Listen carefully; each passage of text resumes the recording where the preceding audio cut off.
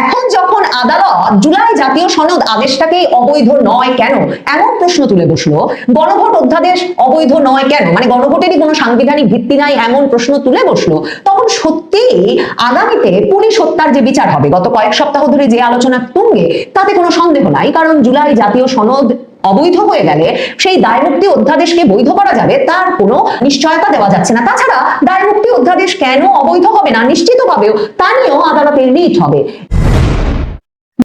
ক্ষুব্ধ এবং অপ্রতিরোধ্য ইরান।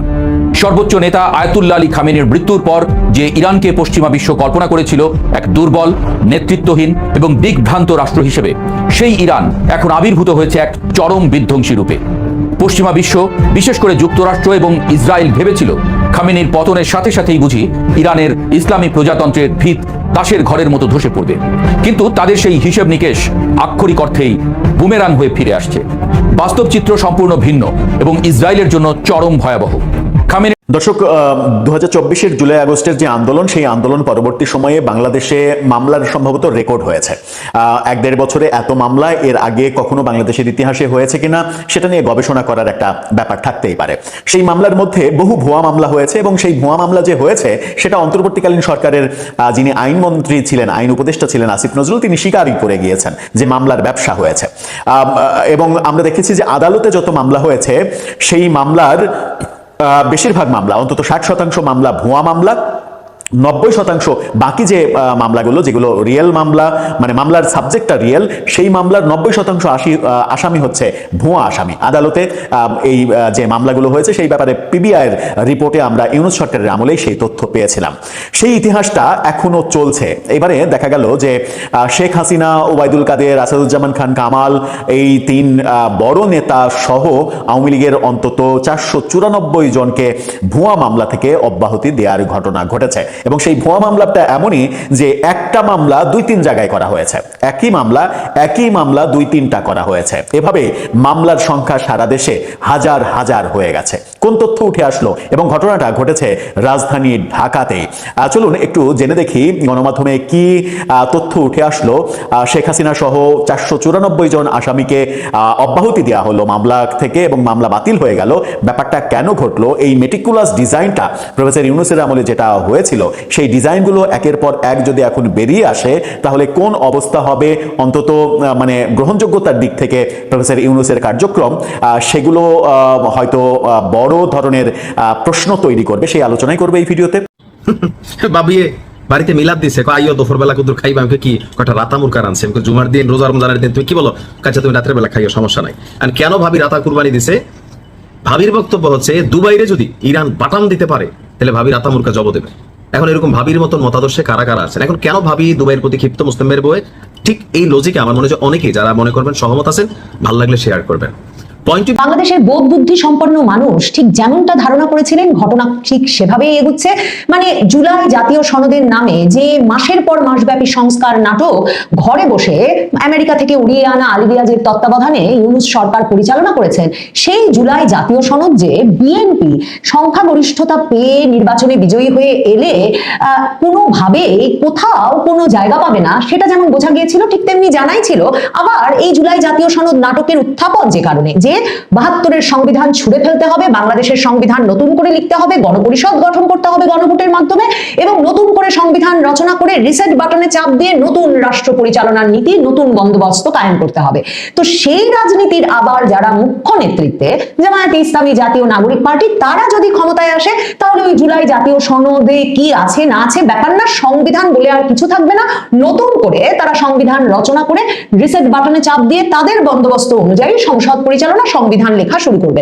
কাজেই বিএনপি যখন নির্বাচনে বিজয়ী হয়ে এসেছে এবং বিজয়ী হওয়া মাত্র পরিষ্কার বার্তা দিয়েছে সংবিধানের বাইরে তারা কিচ্ছু করতে রাজি না, একেবারে শপথ গ্রহণের দিনেই ওই জুলাই জাতীয় সনদ, সেই সনদটি বাস্তবায়নের জন্য সংসদে আলোচনার মাধ্যমে এই সংসদের সদস্যদেরকেই সংবিধান সংস্কার পরিষদের সদস্য হিসেবেও শপথ নিতে হবে, এমন আরেকটা অসাংবিধানিক বিধান ওই আলী রিয়াজের দরবার থেকে এসেছিল এবং সেই অনুযায়ী সংবিধান সংস্কার সংস্কার পরিষদের সদস্য হিসেবে শপথ নিতে যখন বিএনপি রাজি হয় নাই, এবং বিএনপির স্থায়ী কমিটির সদস্য এখনকার স্বরাষ্ট্রমন্ত্রী সালাউদ্দিন আহমেদ পরিষ্কার বলেছেন যে তারা তাদের নেতা তারেক রহমানের নির্দেশে এই সিদ্ধান্ত নিয়েছেন যে যেহেতু ওসব সংবিধান সংস্কার পরিষদ কিছু নাই আমাদের সংবিধানে, কাজেই তারা বিএনপি ওরকম কোনো শপথ নেবে না। তো সেদিনও খুব ক্ষোভ দেখাতে চেয়েছিলেন জামায়াতে ইসলামী জাতীয় নাগরিক পার্টির সদস্যরা।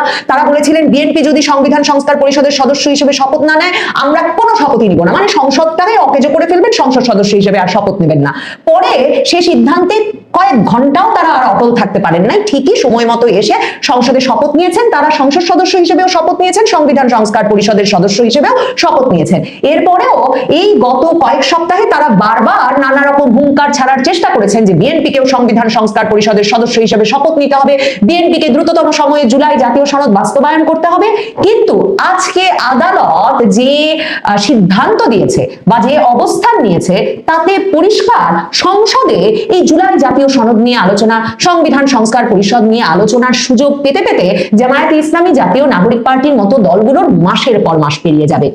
রিট করা ছিল বিভিন্ন প্রসঙ্গে, এবং ফেব্রুয়ারির নির্বাচনের পরে আবারও দফায় দফায় নানা রকম রিট হয়েছে উচ্চ আদালতের। সেসব রিটে প্রশ্ন তোলা হয়েছে গণভোট হলো সংবিধানের কোন বিধান অনুযায়ী, মানে জুলাই জাতীয় সনদ বাস্তবায়ন আদেশ সেটা নাকি রাষ্ট্রপতি সই করে দিয়েছেন, আর সেটা নাকি বাস্তবায়ন আদেশ নাকি সংবিধানের জন্য একেবারে কার্যকর করা বাধ্যতামূলক হয়ে গেছে, এর তো কোনো সাংবিধানিক ভিত্তি নাই। এ নিয়ে রিট করা ছিল, মানে জুলাই জাতীয় সনদ বাস্তবায়ন আদেশ কেন অবৈধ হবে না, একটা রিট। আরো রিট করা ছিল গণভোট আয়োজন কেন অবৈধ হবে না, কারণ গণভোটের কোনো বিধান সংবিধানে নাই, রাষ্ট্রপতি একটা অধ্যাদেশ স্বাক্ষর করলেন আর সাথে সাথে সংবিধানে নাই এমন একটা বিধান ঢুকে গেল এবং তার ফলে গণভোট আয়োজন হয়ে গেল, সে প্রশ্ন তোলা হয়েছিল রিটে।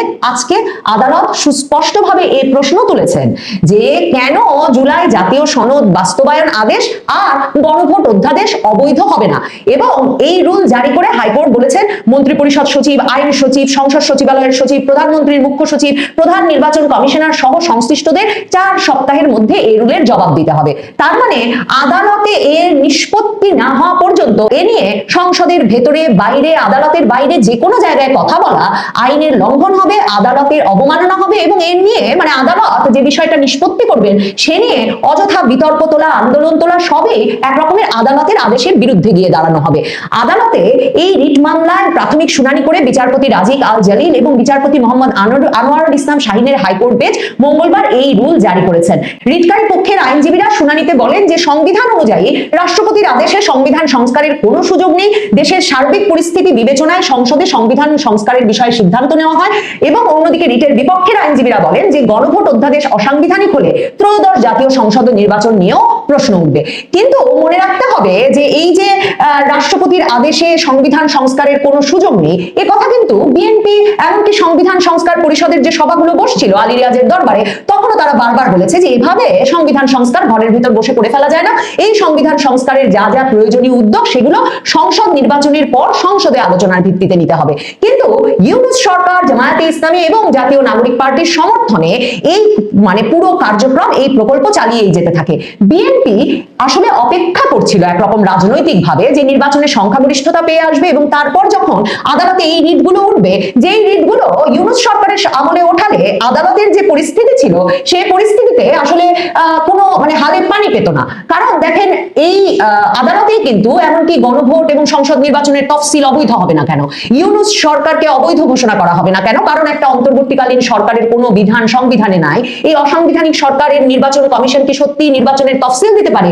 এ ধরনের খুবই স্পর্শকাতর সব বিষয়েও কিন্তু আইনজীবীরা বিভিন্ন সময়ে রিট করেছেন নির্বাচনের তফসিল ঘোষণার আগে এবং পরে। কিন্তু ইউনূস সরকারের আমলে আদালতের যে পরিস্থিতি ছিল, মানে জামায়াতপন্থী আইনজীবীদের যে ব্যাপক প্রভাব, যে ধরনের এমনকি বিভিন্ন রকম আদালতে মবের শিকার হতে হচ্ছিল বিচারালয়ের বিচারকদের পর্যন্ত, কিংবা আইনজীবীরা কোন অবস্থান নেবেন তা নিয়ে নানা রকম প্রতিরোধের সম্মুখীন হচ্ছিলেন। কাজে আদালতের আমেজটাই অন্যরকম ছিল। মনে করে দেখেন প্রধান বিচারপতি সৈয়দ রেফাত আহমেদ, তিনি তো মবের মাধ্যমে প্রতিষ্ঠিত হয়েছিলেন ইউনূস সরকারের আমলে। মানে আগস্ট মাসে মব সৃষ্টি করে আপিল বিভাগ, হাইকোর্ট বিভাগের সকল বিচারপতিদেরকে পদত্যাগে বাধ্য করে সরিয়ে দেওয়ার পর আগস্ট মাসে প্রধান বিচারপতি হিসেবে সৈয়দ রেফাত আহমেদ কিন্তু মব মানে মানে এই ছাত্র জনতার মনোনয়নে তার পদে বসানো হয়েছিল। কাজে তিনি এই আদালতকে যেভাবে পরিচালনা করবেন, যেভাবে ছাত্র জনতাকে তার নিয়োগকর্তাদের খুশি রাখতে চাইবেন, এখন বিএনপি সরকারে আসার পর এবং নিরঙ্কুশ সংখ্যাগরিষ্ঠতায় আসবার পর আদালতে প্রভাব বলয় যে পরিবর্তন হয়ে যাবে, সেটাই কিন্তু বাংলাদেশের রাজনীতিতে বরাবর হয়েছে এবং বাংলাদেশের রাজনীতির সুস্পষ্ট সুনির্দিষ্ট প্রভাব বাংলাদেশের উচ্চ আদালত থেকে নিম্ন আদালত সর্বত্র পড়েছে। কাজেই এখন যে জুলাই জাতীয় সনদ, যেই জুলাই জাতীয় সনদ একটা অবৈধ প্রক্রিয়ায়, অসাংবিধানিক প্রক্রিয়ায় প্রণীত হচ্ছে বলে বিএনপি বারবার সাবধান করেছে এবং তারপর প্রতিরোধের মুখে, প্রতিবাদের মুখে অন্তত সংসদ নির্বাচনটা দ্রুত অনুষ্ঠানের স্বার্থে গিয়ে তারা যখন জুলাই জাতীয় সনদ স্বাক্ষর করেছে, তখনও তাদের প্রচুর আপত্তি লিপিবদ্ধ ছিল এবং মনে রাখতে হবে তখনও কিন্তু জুলাই জাতীয় সনদ বাস্তবায়ন আদেশ নামে কোনো আদেশে রাষ্ট্রপতি সই করে দেন নাই এবং গণভোট অধ্যাদেশ সই হয়ে যায় নাই। কাজেই বিএনপিকে যে এখন প্রতারণার দায়ে অভিযুক্ত করার চেষ্টা করবে জাতীয় নাগরিক পার্টি কিংবা জামায়াতে ইসলামী, সেটাও মুশকিল। কারণ এই জাতীয় নাগরিক পার্টি মানে সংসদ নির্বাচন অনুষ্ঠানের পর শপথ গ্রহণের আগের দিন পর্যন্ত এই জুলাই জাতীয় সনদে সই করে নাই, কারণ তাদের মতে এটা যথেষ্ট হয় নাই। তার উপর রাষ্ট্রপতি, ফ্যাসিস্টের নিয়োগকৃত রাষ্ট্রপতি শাহাবুদ্দিন চুপ্পু এই বাস্তবায়ন আদেশে সই করেছেন, সে কারণেও তারা এর তে সমর্থন দিতে রাজি ছিল না। কাজেই আদালতে এসব যুক্তি তুললে এই যে সকল রাজনৈতিক দল একমত হয়েছিল এবং সেই জেন্টলম্যানস এগ্রিমেন্ট মানে ভদ্রলোকের এক কথা এই নীতির উপর ভিত্তি করে এখন এগুলো সব সংবিধানে ঢুকে যেতে হবে, সব অবৈধ এবং অসাংবিধানিক কার্যক্রমকে সাংবিধানিক বলে স্বীকৃতি দিতে হবে, জুলাই সনদকে সংবিধানের উপর জায়গা দিতে হবে, এসব কোনো স্বপ্ন আসলে সফল হতে যাচ্ছে না। দেখেন, জুলাই জাতীয় সনদের একটা মূল লক্ষ্য হচ্ছে এই জুলাই যোদ্ধাদেরকে একটা দায় মুক্তির মধ্যে নিয়ে আসা, মানে জুলাই আগস্টের আন্দোলনের সময় এবং তারপর যত রকম ফৌজদারি অপরাধ সংগঠিত হয়েছে, পুলিশ হত্যার ঘটনা ঘটেছে, 450-র বেশি থানা লুটপাট হয়েছে, 150-র বেশি ফাঁড়ি লুটপাট হয়েছে, সারা বাংলাদেশের জেল ভেঙে জঙ্গিদের বের করে আনা হয়েছে, অস্ত্র লুটপাট হয়েছে, রাষ্ট্রীয় বিভিন্ন স্থাপনায় আগুন দেওয়া হয়েছে, ধ্বংস করা হয়েছে, লুটপাট করা হয়েছে, অগ্নিসংযোগ করা হয়েছে। এই যে পুরো ঘটনা প্রবাহ জুলাই সনদ অনুযায়ী একটা দায়মুক্তি অধ্যাদেশ দিয়ে সেই জুলাই যোদ্ধাদের কিন্তু এ থেকে দায় মুক্তি দেওয়া হয়েছে। তার মানে এখন যখন আদালত জুলাই জাতীয় সনদ আদেশটাকে অবৈধ নয় কেন এমন প্রশ্ন তুলে বসলো, গণভোট অধ্যাদেশ অবৈধ নয় কেন মানে গণভোটেরই কোনো সাংবিধানিক ভিত্তি নাই এমন প্রশ্ন তুলে বসলো, তখন সত্যিই আগামীতে পুলিশ হত্যার যে বিচার হবে, গত কয়েক সপ্তাহ ধরে যে আলোচনা তুঙ্গে, তাতে কোনো সন্দেহ নাই। কারণ জুলাই জাতীয় সনদ অবৈধ হয়ে গেলে সেই দায়মুক্তি অধ্যাদেশকে বৈধ করা যাবে তার কোনো নিশ্চয়তা দেওয়া যাচ্ছে না। তাছাড়া দায়মুক্তি অধ্যাদেশ কেন অবৈধ হবে না নিশ্চিতভাবেও তা নিয়েও আদালতের রিট হবে।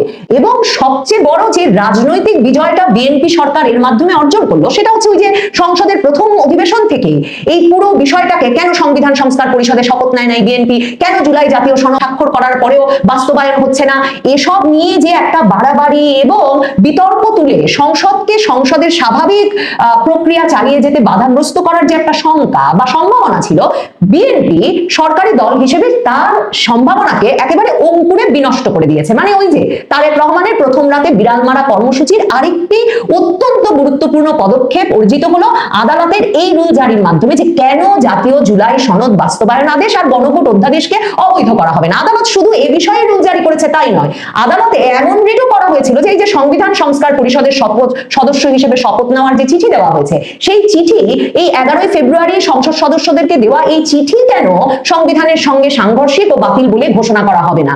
এবং আদালত সেই মর্মেও রায় দিয়েছেন, রুল জারি করেছেন যে সংবিধান সংস্কার পরিষদের সদস্য হিসেবে শপথের চিঠি কেন বাতিল নয়। তার মানে জামায়াতে ইসলামী আর জাতীয় নাগরিক পার্টি যে বাড়তি একটা শপথ নিয়ে এসেছে সংবিধান সংস্কার পরিষদের সদস্য হিসেবে আর বিএনপির উপর এখন চাপ প্রয়োগ করতে চাইছে, তা নিয়ে প্রথম অধিবেশন থেকে সংসদ অধিবেশন উত্তপ্ত করে তোলার স্বপ্ন দেখছিল, সে স্বপ্ন অঙ্কুরে বিনাশ ঘটেছে। হাইকোর্ট রুল জারি করেছে যে প্রথমে হাইকোর্টের নিষ্পত্তি হতে হবে যে কেন ওই শপথের চিঠিটাই অবৈধ নয়। বিএনপি প্রকৃতপক্ষে জুলাই জাতীয় সনদের ভূত কাঁধ থেকে নামিয়ে তারপর সংসদে পা রাখতে যাচ্ছে। 18 মাস ধরে শোনা নতুন রাষ্ট্রীয় বন্দোবস্তের কোনো খামেনিকে হারিয়ে আর কোনো বাঁধ মানছে না ইরান। সামনে যা পড়ছে গুড়িয়ে দিচ্ছে ভয়ঙ্কর সব মিসাইলে। ইসরায়েলের ঘরে গিয়ে হামলা করে আসছে ইরানের রহস্যময় সেজ্জিল। মারা পড়ছে অসংখ্য ইসরায়েলি। সেনা হারাতে শুরু করেছে যুক্তরাষ্ট্র। বিশ্ব দেখছে এক নতুন ইরানকে, যে ইরানকে আগে দেখেনি কেউ।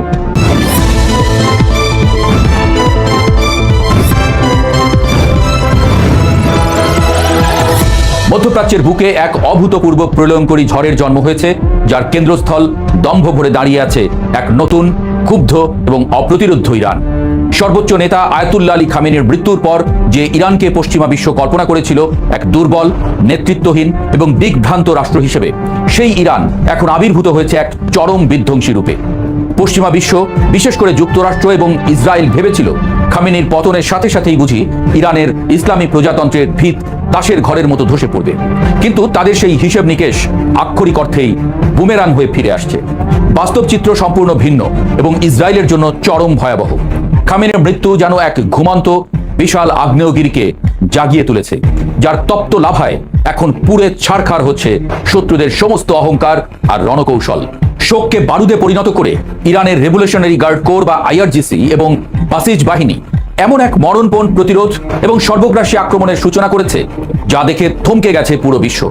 ডোনাল্ড ট্রাম্পের প্রশাসন হয়তো আইআরজিসি এবং বাসিজ বাহিনীর আসল শক্তি, শেকড় এবং তাদের আদর্শিক দৃঢ়তাকে বুঝতে চরমভাবে ব্যর্থ হয়েছিল। আর সেই মারাত্মক ভুলের মাসুল এখন দিতে হচ্ছে রণাঙ্গনে সারি সারি কফিন এবং ধ্বংসস্তূপের বিনিময়। গত 28 ফেব্রুয়ারি যখন ইসরায়েল এবং যুক্তরাষ্ট্র যৌথভাবে তেহরান সহ ইরানের বিভিন্ন সামরিক এবং কৌশলগত স্থাপনায় হামলা চালায়, তখন তারা হয়তো ভেবেছিল এটাই ইরানের কফিনে শেষ পেরেক। তেহরানের আকাশে একের পর এক বিস্ফোরণের শব্দ যখন কাঁপন ধরিয়েছিল, তখন ইসরায়েলি যুদ্ধবাজ নেতারা উল্লাসে মেতেছিলেন। কিন্তু এই উল্লাস দীর্ঘস্থায়ী হয়নি, উল্টো তা পরিণত হয়েছে মর্মান্তিক বিলাপে। ইরান যেন শুধু এই দিনটির জন্যই এতটা কাল অপেক্ষা করছিল। নিজেদের আকাশসীমায় শত্রুর স্পর্ধার জবাব দিতে তেহরান এমন এক পাল্টা আক্রমণের রূপরেখা সাজায় যা ইসরায়েলের জন্য এক জীবন্ত জাহান্নাম ডেকে এনেছে। ইসরায়েলের বহুল চর্চিত আয়রন ডোম সহ অত্যাধুনিক সব আকাশ প্রতিরক্ষা ব্যবস্থাকে রীতিমতো উপহাস করে বৃষ্টির মতো আছড়ে পড়ছে ইরানের ভয়ঙ্কর সব ব্যালিস্টিক এবং ক্রুজ মিসাইল। বিশেষ করে ইরানের রহস্যময় এবং তীব্র গতিসম্পন্ন সেজ্জিল মিসাইলের আঘাত ইসরায়েলের সামরিক ঘাঁটি এবং গুরুত্বপূর্ণ স্থাপনাগুলোকে মাটিতে মিশিয়ে দিচ্ছে। ইসরায়েলের একেবারে ঘরের ভেতরে ঢুকে এমন নিখুঁত এবং প্রাণঘাতী হামলা এর আগে কোনো দেশ করতে পারেনি। একের পর এক মিসাইলের আঘাতে অসংখ্য ইসরায়েলি হতাহত হচ্ছে, ধ্বংসস্তূপের নিচে চাপা পড়ছে তাদের সামরিক দম্ভ। ইসরায়েলের শহরগুলোতে এখন কেবলই সাইরেনের শব্দ আর মানুষের আর্তনাদ। প্রতিটি মিসাইল যেন খামেনির রক্তের বদলা নিয়ে তবে শান্ত হচ্ছে। ইসরায়েলের পাশাপাশি এই যুদ্ধে চরম মূল্য চোকাতে শুরু করেছে বিশ্বের সবচেয়ে ক্ষমতাধর রাষ্ট্র যুক্তরাষ্ট্র।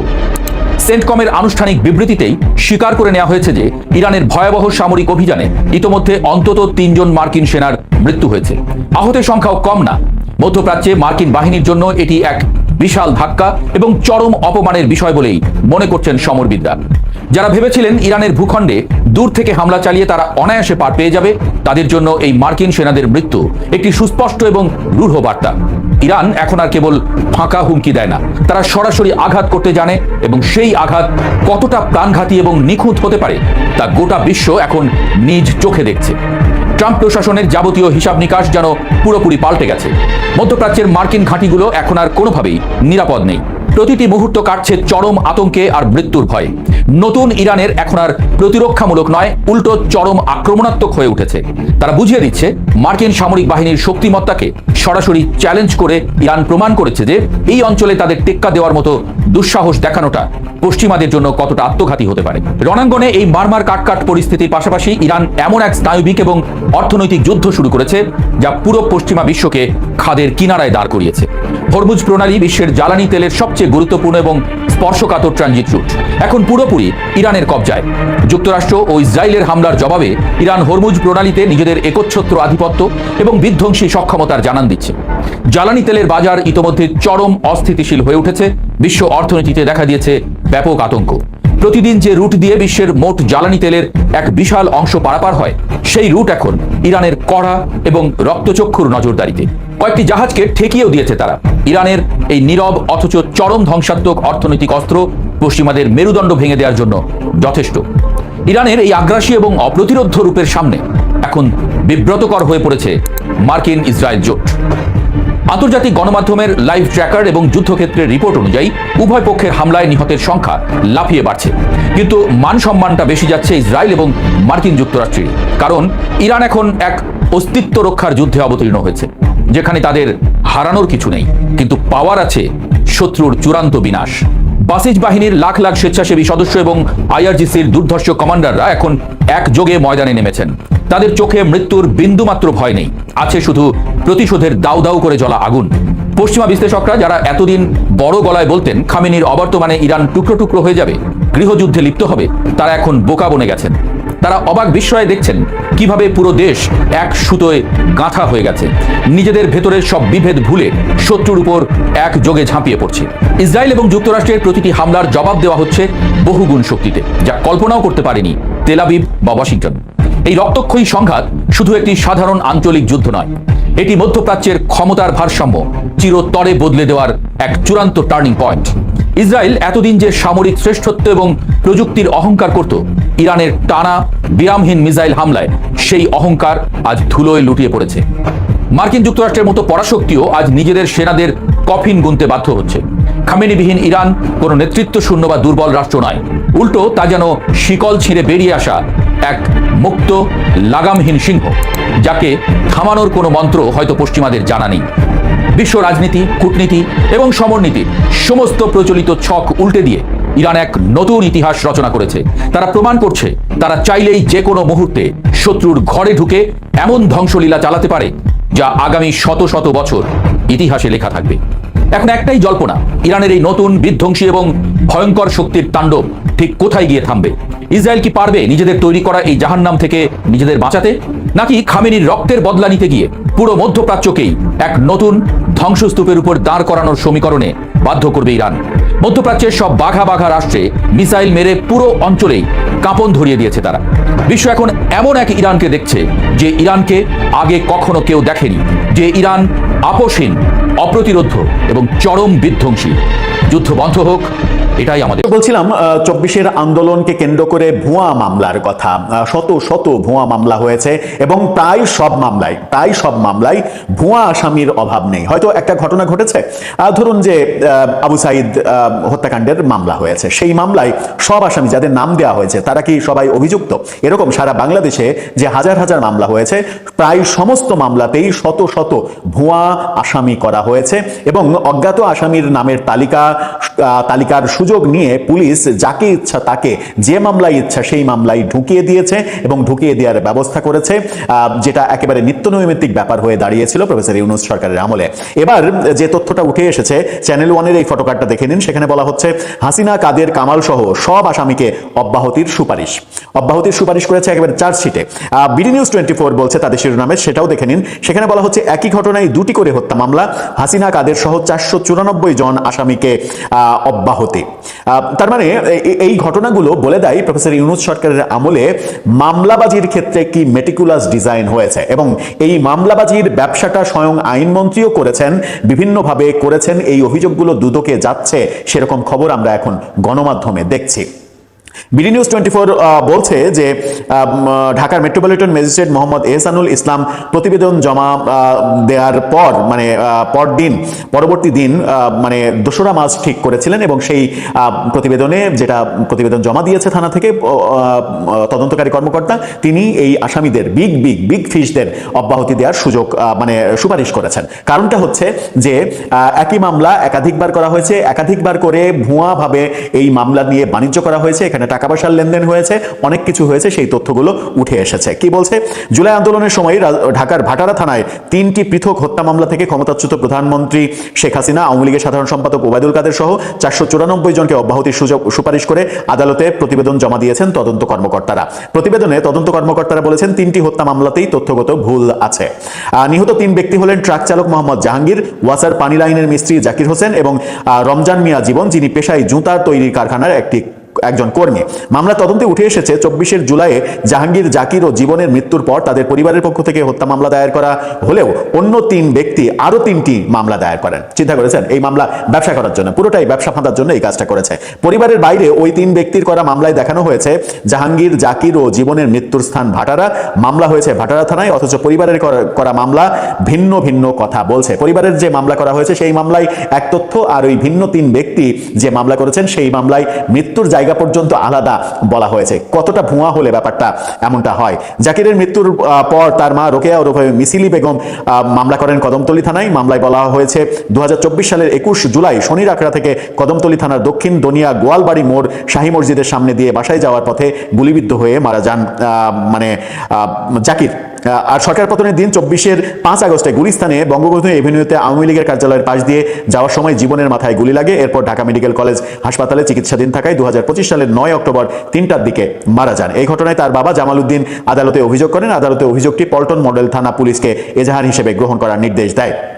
3টি হত্যা মামলায় সর্বশেষ গত 25 জানুয়ারি প্রতিবেদন দেওয়ার দিন ধার্য ছিল। পরবর্তীতে আদালত সেই দিন বাড়িয়ে দেয়।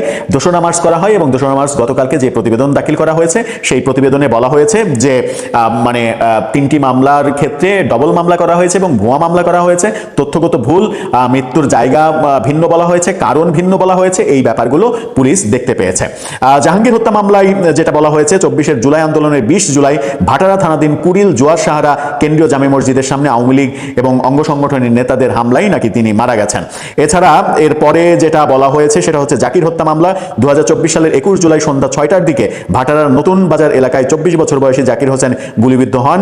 সন্ধ্যা 7টার দিকে তাকে সরকারি কুর্মিটলা হাসপাতালে নিয়ে যাওয়া হলে কর্তব্যরত চিকিৎসকরা মৃত ঘোষণা করেন। অথচ তার বাবা মায়ের করা মামলায় ভিন্ন তথ্য দেওয়া হচ্ছে। অন্যদিকে আমরা দেখছি যে রমজান মিয়া জীবন তার মামলায় বলা হয়েছে সরকার পতনের দিন 24-এর 5 আগস্ট বিকেল 3টার দিকে ভাটারার থানাধীন যমুনা ফিচার পার্কে যমুনা টিভির ফটকের সামনে গুলিবিদ্ধ হন। অর্থাৎ 3টা মামলায় নতুন যে মামলা করা হয়েছে সেটা ভাটারা থানার আশেপাশে তারা মারা গেছে এই তথ্য দেওয়া হয়েছে, কিন্তু পরিবারের মামলায় বলা হয়েছে ভিন্ন তথ্য।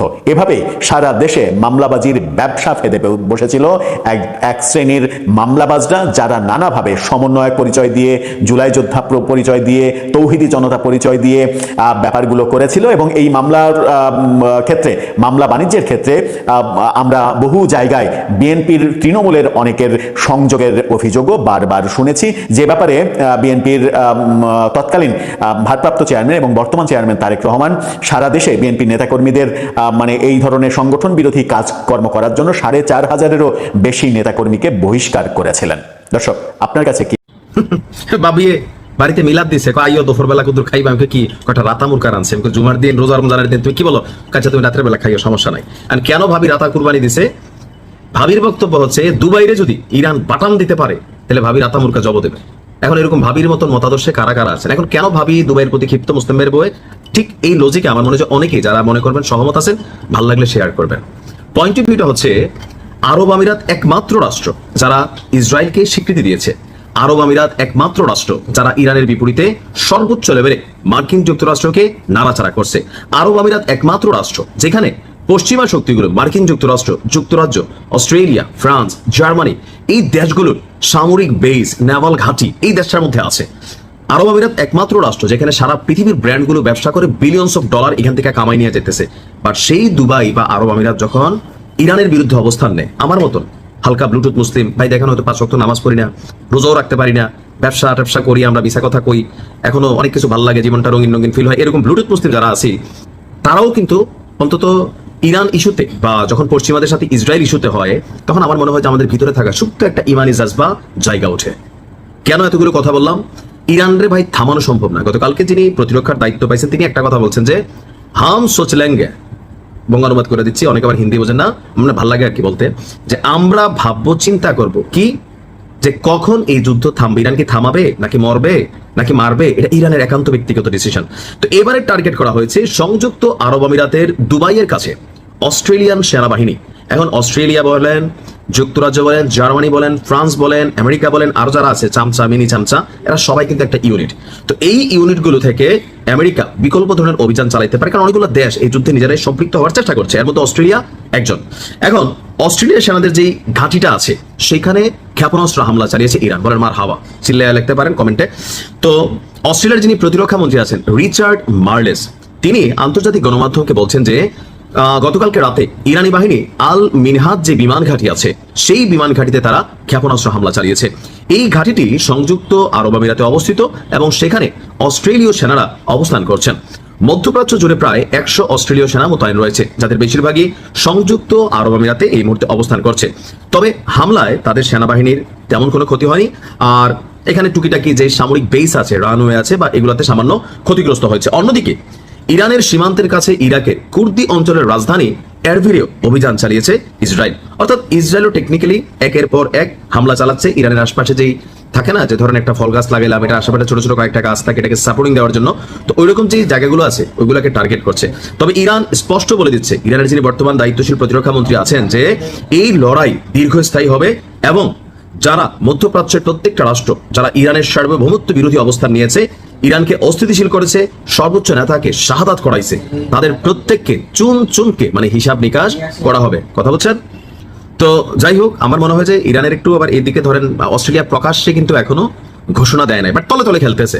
তো একটু আবার বুঝে শোনা উচিত, ধরেন সবগুলা পশ্চিমা রাষ্ট্র যদি একসাথে খেপাই তোলে তো সবাই কিন্তু এখানে একটা অবস্থান পাওয়া যাবে যে ইরানের বিরুদ্ধে কেন অভিযান চালানো। ইয়েস, ইরানি তো একটা সন্ত্রাসী রাষ্ট্র, so they should be punished, এরকম অনেক কিছু কিন্তু এখানে চলে আসবে। কারণ ওই যে একটা কথা আছে না, যে ধরেন এটা মানে ইয়া ছবিটার মধ্যে দেখছিলাম আমি, সালমান খানের কি ছবির মধ্যে ওই নায়িকার বিয়ে হয়ে যায়, এত ভিলেন থাকে, তো নায়িকার বিয়ে হয়ে যাবে, সেই গিয়ে বিয়ের মণ্ডপে যায়, তো যাওয়ার পরে সালমান খান, ও দাবাং ছবির ডায়লগটা, তো সালমান খান আসে, বাচ্চা ছেলে গুন্ডাটার নাম জানি কি ভুলে গেছি, তখন সে বলে যে यहाँ पर कोर्ट भी हमरी है, जज भी हमरी है, वकील भी हमरी है, यहाँ पर वही हुकूमत चलेगा जो हम चाहते हैं। অর্থাৎ কোর্টও আমার, জজও আমার, উকিলও আমার, এখানে ওইটাই হবে যেটা আমি চাই। ঠিক আছে? তো পশ্চিমাদের বেশি খেপাইলে আবার ধরেন সবারই খেপাই ফেললে আর কি, অনেকে তো পক্ষেও আছে, স্পেন পক্ষে আছে, অনেকগুলো রাষ্ট্র পক্ষে আছে, এটা ব্যালেন্স করা আসলে এই মুহূর্তে